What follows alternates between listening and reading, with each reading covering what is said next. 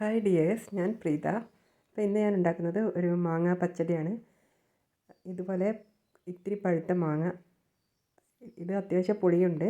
അപ്പോൾ ഇത് ചെറുതായി ഇതുപോലെ കട്ട് ചെയ്ത് മാറ്റിയിരിക്കുകയാണ്. ഇനി അടുത്ത സ്റ്റെപ്പ്, കുറച്ച് തേങ്ങ എടുക്കുന്നുണ്ട്. തേങ്ങ ചിരകിയത്, അതിൽ ഒരു പച്ചമുളക് ഇട്ടു. ഇതുപോലെ ചെറിയ കഷ്ണങ്ങളാക്കിയ മാങ്ങയും ഇട്ടിട്ടുണ്ട്. കൂടെ ഇത്തിരി കറിവേപ്പിലയും ഇടുകയാണ്. കൂടെ കടുകിൻ്റെ പരിപ്പും ആഡ് ചെയ്തു. ഒരു സ്പൂണോളം എടുത്തിട്ടുണ്ട്. 2 സ്പൂണ് കട്ടിയുള്ള തൈര്, പുളിയില്ലാത്ത തൈരാണ് ഞാൻ എടുത്തത്.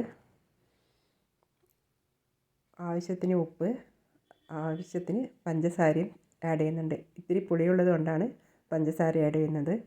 അത് പഞ്ചസാര ഇട്ട് കഴിഞ്ഞാൽ പ്രത്യേക ടേസ്റ്റ് ആയിരിക്കും. ഇതുപോലെ ഞാൻ അരച്ചെടുത്തിട്ടുണ്ട് പേസ്റ്റ് പരുവത്തിൽ. അപ്പോൾ അത് ഈ കട്ട് ചെയ്ത മാങ്ങയിലിടുകയാണ്.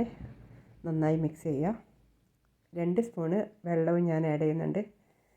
തിളപ്പിച്ച് തണിഞ്ഞ വെള്ളമാണ് ആഡ് ചെയ്തത്. അപ്പോൾ നന്നായി മിക്സ് ചെയ്യുക. ഇത് ചോറിൻ്റെ കൂടെ സൈഡായിട്ട് കൂട്ടാൻ പ്രത്യേക ടേസ്റ്റ് ആയിരിക്കും. ഇനി ഞാൻ ഇത്തിരി കടുക് താളിക്കണം. അതിന് പാൻ അടുപ്പിൽ വെക്കുകയാണ്. ഇത്തിരി കടുക്, ഇത്തിരി വറ്റൽമുളക്, ഇത്തിരി കറിവേപ്പില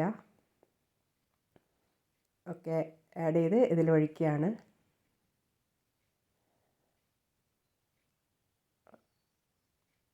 ഒഴിച്ച ശേഷം നന്നായി മിക്സ് ചെയ്യുക.